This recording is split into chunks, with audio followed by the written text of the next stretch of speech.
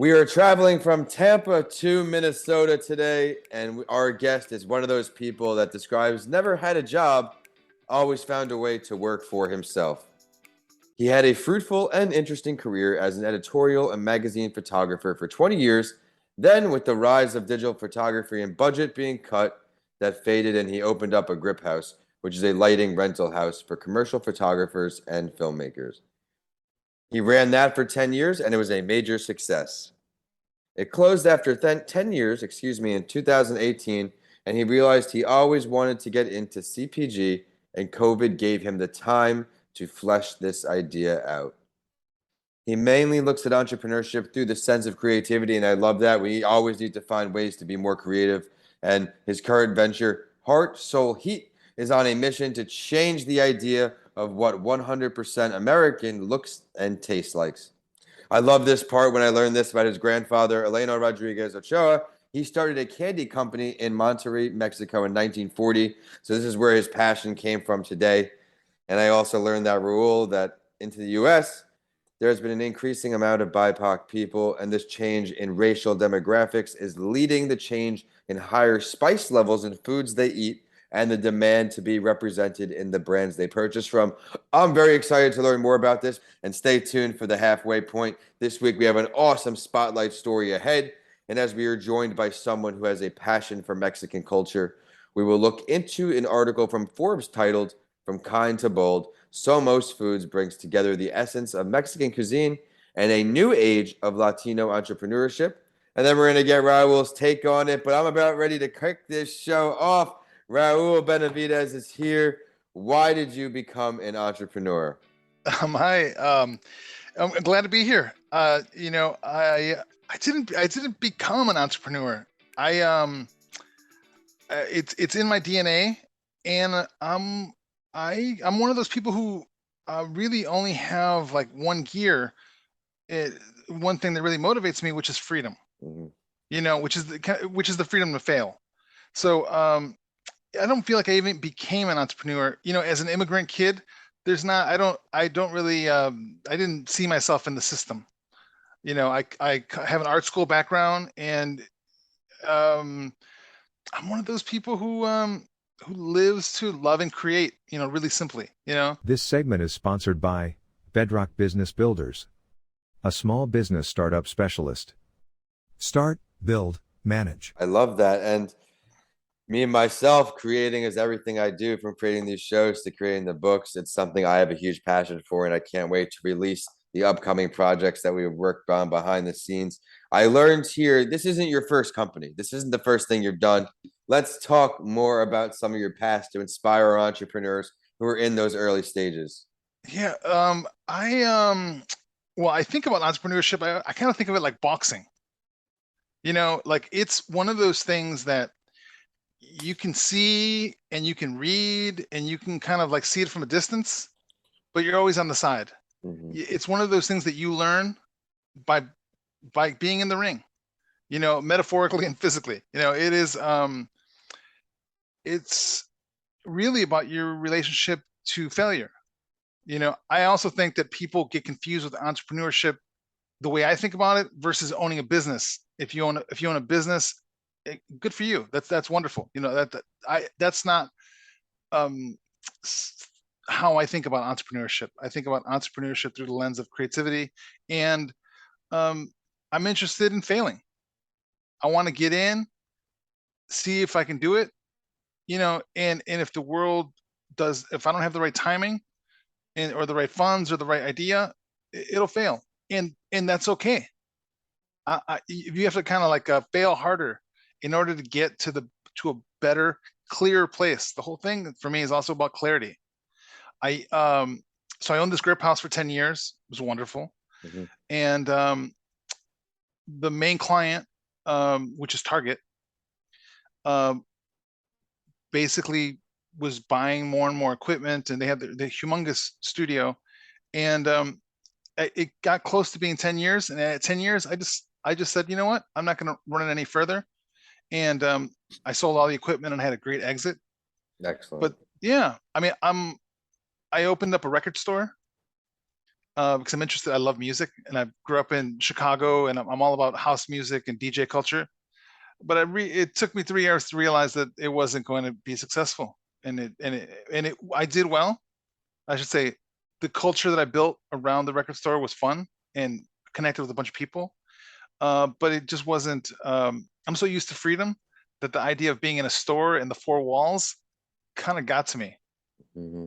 Yeah, and then I opened up this weird bug farm.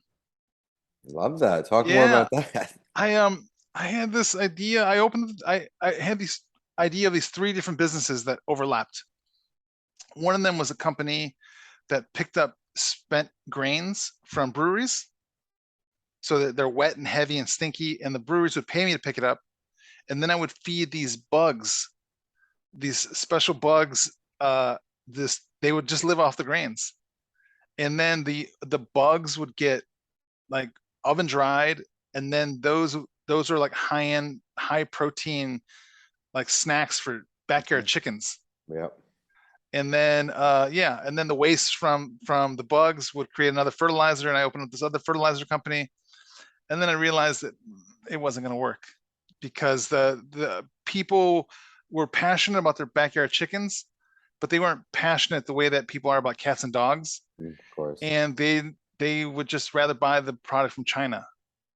Like it took me a while. It took me another 3 years to realize that wasn't going to work. And then Hey, what's funny? I had a dream about my grandfather, and the whole thing came into focus. And it just, COVID kind of presented the opportunity, and this dream just kind of opened it all up. And yeah, it's, definitely yeah, more clarity, like you're saying. So, everyone out there, you never know where you're going to be, so never give up. Clearinghouse to opening a record store to a bug farm to now Honey Sweets. So, let's talk more about your current business now, and then we're going to dive into some things to help our audience, like some lessons learned and challenging parts of entrepreneurship. of course. I mean, Heart Soul Heat for me, I consider a modern Mexican condiment company. But at this point, I only have one product, which is a spicy 3 ingredient, 100% American made honey that's incredibly versatile. You can kind of use it on. It's one of those things that's great on grilled meats, fried foods. It's just really versatile. People use it on all kinds of things. You can put in your cocktail. People do all kinds of things with it, and it's kind of fun. But I didn't want to get into traditional Mexican stuff like salsas or hot sauces. Okay. I think that world is a little bit flooded. Definitely. But yeah, so that's kind of I started with this one product, and that's where I'm going. I'm using it to basically open up doors and make mistakes before I roll out, with other products in a bigger line. I love that, and I'm putting that here in the notes for when it goes live. Focus on one product before expanding to more, and I think that's important in every aspect where we don't want to get too far ahead of ourselves and lose focus. Like I've been guilty of this in my business, having too many things on my plate, really not perfecting one area before moving on to the next. So that's a great lessons learned. Thank you for that. But let's talk about lessons learned in entrepreneurship. What is one of your greatest ones?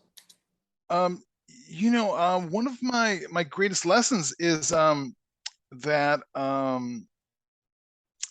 it requires patience. Mm-hmm.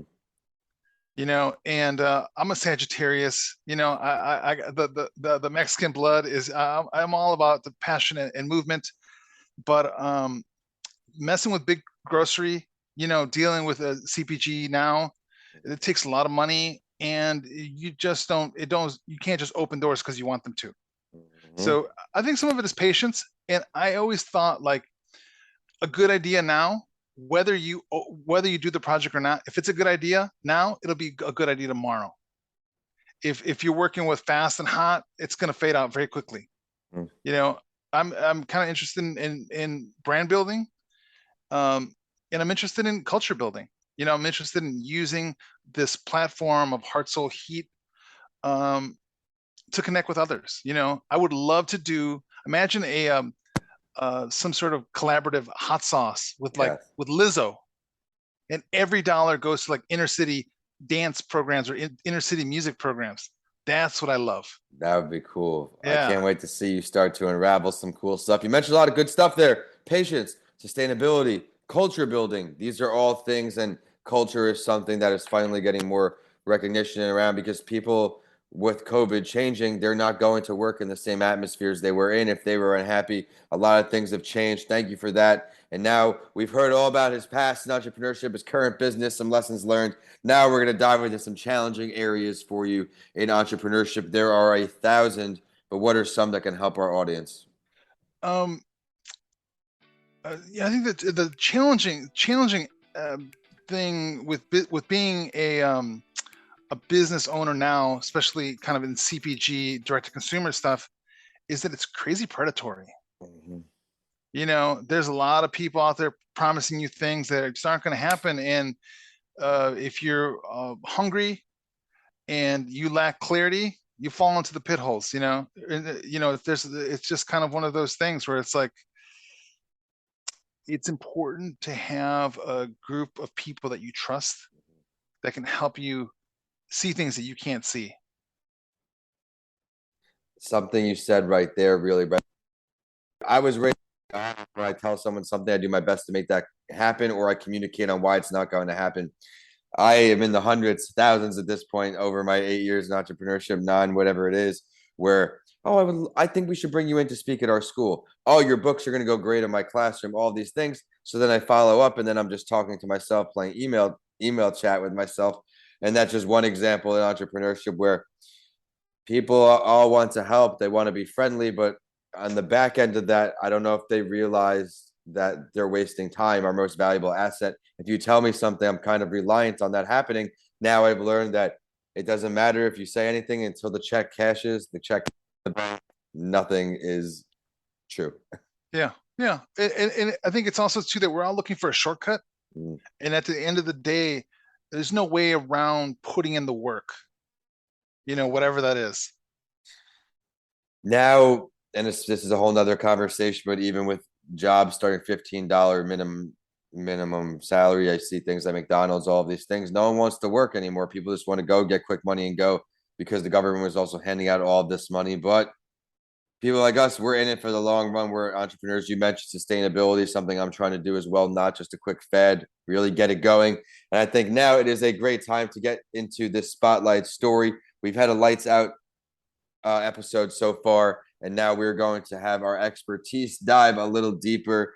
And as we have him on the show today, loves the cuisine world. We're looking at this awesome article from Forbes titled "From Kind to Bold, Somos Foods Brings Together the Essence of Mexican Cuisine and a New Age of Latino Leadership." There we're going to get his take on it. But here we go. When Miguel Leal befriended Kind Snacks founder Daniel Lebetsky about 15 years ago about working as an executive at multiple consumer buy-mouths, including PepsiCo and Danone, Leal vividly recalled how they were the only Mexican immigrants in the industry that he knew of. It has always baffled the Monterrey native that the local cuisine has already become trendy with comfort dishes from discada, quesadilla to esquites, popularly served across the U.S. For a long time, a handful of Mexican brands are invariably pigeonholed in ethnic grocery aisle, mirroring many other region-inspired products struggling to penetrate the broader U.S. household. Notably, the general lack of funding for Hispanic entrepreneurs has prevented truly authentic, high-quality food items from flourishing. A recent McKinsey and Company report found that Latinos have the lowest rate of using bank and financial institution loans, to start their businesses compared with the other racial and ethnic groups. So when Leal paired up with Lebetsky in early 2021, alongside another former Kind employee, Rodrigo Zaloga, who has a background of food science and culinary, to launch Somos Foods, the three of these men, they decided that representing their heritage while bringing the highest quality homemade food to the U.S. should be the brand's priority. And I love that. Here's a quote. "In our culture, taking pride in what you do is not necessarily encouraged," Leal explained to me during a recent Zoom call, "but it's urgent to change prevalent misconception that Mexican food is always heavy and cheesy." Part of Leal's business shrewdness comes from his long-time fascination with grocery retail. When he was a child, Leal's family, originally hailing from Nuevo Laredo, that borders Texas, would bring him to the U.S. where Leo became obsessed with peanut butter and produces that weren't typically available in Mexico. Then, in his experience working at Kettle and Kind Snacks, this taught him that convenience and quality are the key to winning over the consumer. Let's bring back on our guest, Raul. What are your takeaways from this article? I'm had some. I don't know Miguel, but earlier this year I got accepted into this Target Accelerator program, and I saw a couple months ago that he got accepted into it too. Really? So it was it's kind of cool. I had some of some Somo stuff. It was delicious. So I know a little bit about his story. I think I love it. I love the process. I love how the Somo stuff is it's vegetarian. And the picadillo, which is normally picadillo is like ground meat, but they do a picadillo with peas. Really? It's incredibly flavorful.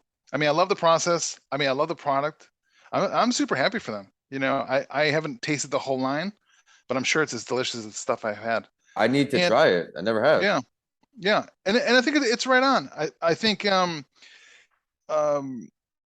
he's got tons of experience. I think he used to be the CEO or a high executive at Cholula for years too. Okay.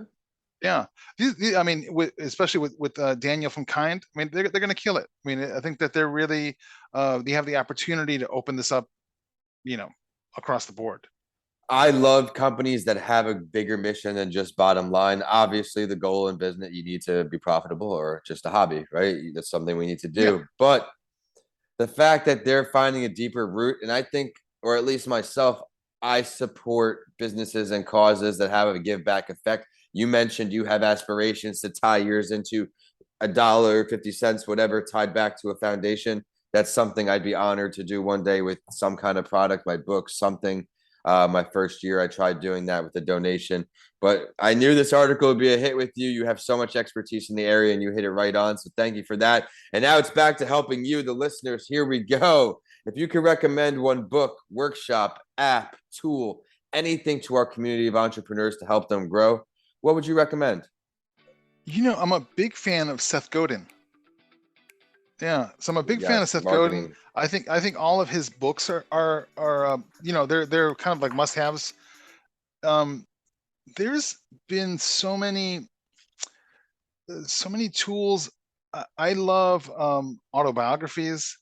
I don't know. There's so many. It kind of, for me, it depends on where you are in your life. Something that's kind of really been a big kind of parallel line is Zen studies. I always think about this book, Zen Mind, Beginner's Mind, and always trying to. It's super easy. This idea that the master has very few options, because the master knows everything. He can only do it the masterful way, and the beginner has all the options.